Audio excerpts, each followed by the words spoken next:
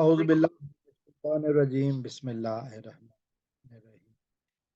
دوستو اس ویڈیو میں بات کروں گا پاکستان کے موجودہ سیاسی حالات کے اوپر، تھوڑی سی بات کروں گا، اور عدلیہ کے اوپر جو بحران آیا ہوا ہے اس حوالے سے تھوڑی سی بات کریں گے۔ اگر آپ میرے چینل پہ نئے آئے ہیں تو میرے چینل کو سبسکرائب ضرور کیجیے تاکہ آنے والے وقتوں میں ہماری ویڈیوز کے ذریعے آپ کا ہمارا رابطہ قائم رہے۔ آج ہم نے دیکھا کہ ایک سپریم کورٹ کے ایک جج نے یہ کہا کہ جو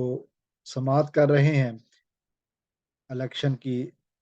تاریخ کی تبدیلی کی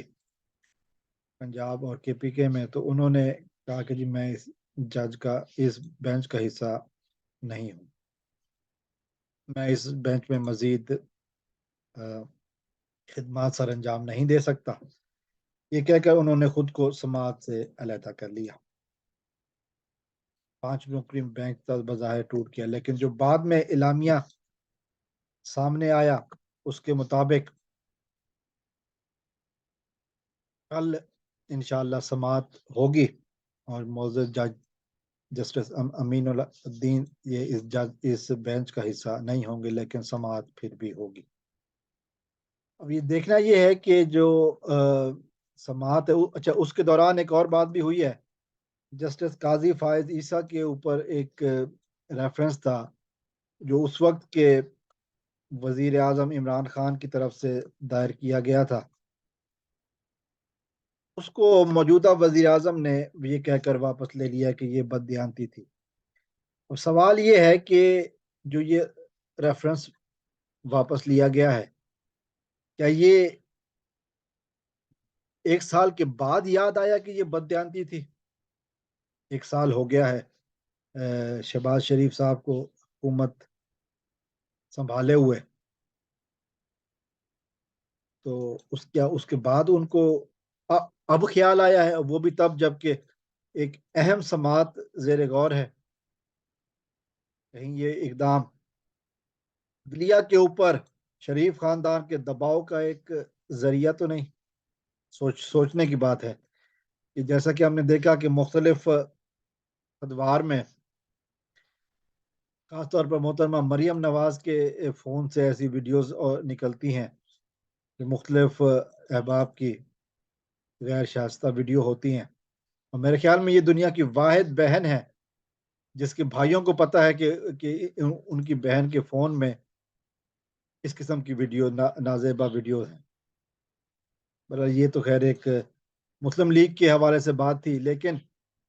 جو کرنے کی بات یہ ہے کہ اب عدلیہ کو دباؤ میں ڈالا جا رہا ہے تاکہ مرضی کے فیصلے کیے جائیں۔ پی ڈی ایم حکومت اور خاص کر مسلم لیگ نواز کا یہ طریقہ رہا ہے کہ مرضی کے فیصلے کروانے کے لیے ہر قسم کی باتیں برداشت کرتی، ہر قسم کے ہتھ کنڈے آزمائے جاتے ہیں۔ جیسے 2 دن پہلے ہم نے دیکھا کہ ملک کے وزیر داخلہ رانا ثناء اللہ نے کہا کہ عمران خان نے سیاست کو اس نہج پر پہنچا دیا، یا وہ نہیں اور یا ہم نہیں، اور اس کے لیے ہمیں کوئی بھی طریقہ آزمانا پڑے، وہ جمہوری ہو یا غیر جمہوری، اس سے فرق نہیں پڑے گا۔ تو اس طرح کے حالات کیے جائیں تو پھر اس طرح سے ججز کو انڈر پریشر لانا اور آئین کو مذاق بنانے کی کوشش کرنا، یہ یقیناً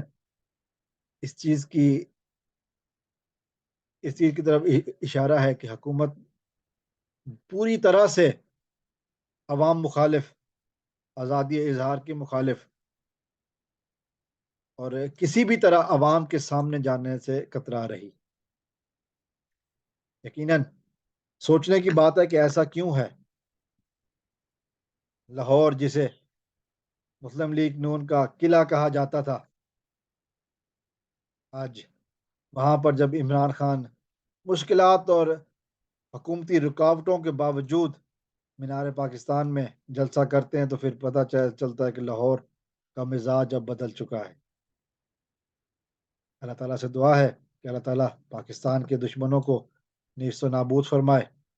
پاکستان زندہ باد۔